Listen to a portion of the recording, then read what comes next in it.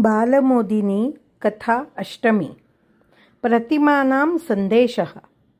कदाचित् कश्चन गुरुः शिष्यान् तिस्रः प्रतिमाः दर्शयन् अपृच्छत्, एतासां परस्परभेदः कः इति। प्रतिमाः परीक्ष्य शिष्याः अवदन्, एका लवणनिर्मिता, अपरा वस्त्रनिर्मिता, अन्या शिलानिर्मिता च। एताः जले स्थापयत इति अवदत् गुरुः। शिष्यैः तथैव कृतं। लवणमयी जले विलीना जाता, वस्त्रमयी तु आर्द्रा सती अपि स्वीयेन रूपेण अतिष्ठत्। शिलाप्रतिमा तु जले मज्जनं प्राप्यापि अल्पमपि विकारं न प्राप्नोत्। एतत् विवृत्य गुरुः अवदत्, जलं ज्ञानम् इव, शिलाप्रतिमा इव भवन्ति केचन, ज्ञाने निमज्य तन्नाम ज्ञानं प्राप्य अपि तस्मिन् किमपि परिवर्तनं न प्राप्नुवन्ति ते। अहङ्कारादिकारणतः ते शिलावत् भवन्ति। वयं तु एतादृशः न स्याम। वस्त्रनिर्मितप्रतिमा किं तत्त्वं ज्ञापयति? कश्चन शिष्यः अपृच्छत्। सा जलं स्वस्य अन्तः स्वीकरोति।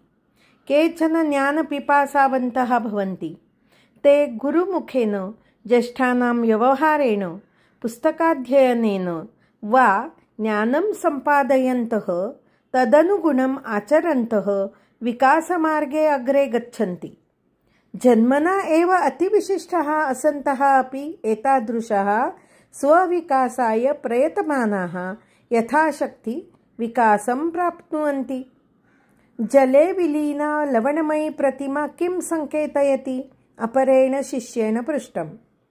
एतादृशाः भवन्ति ज्ञानिनः। एते प्रतिदिनं ज्ञानम् अर्जयन्तः, तदनुगुणम् आचरन्ति। सत्त्वविलोपं साधयन्तः ते ज्ञानरूपताम् एव प्राप्नुवन्ति। निरन्तरं ज्ञानविकासाय प्रयतमानाः ते विकासमार्गे अग्रगामिनः भवन्ति। अहङ्कारगर्वादिकं तेषु लेशतः अपि न भवति। वयं बहुधा पठामः, उपदेशान् शृणुमः, अनुभवान् प्राप्नुमः च। एतेन प्रकारेण प्राप्तं ज्ञानम् अस्माकम् आचरणे अपि परिदृश्येत। ज्ञानविस्तारानुगुणं स्वस्य विकासं सम्पादयन्तः वयं जीवने वृद्धिं प्राप्नुयाम।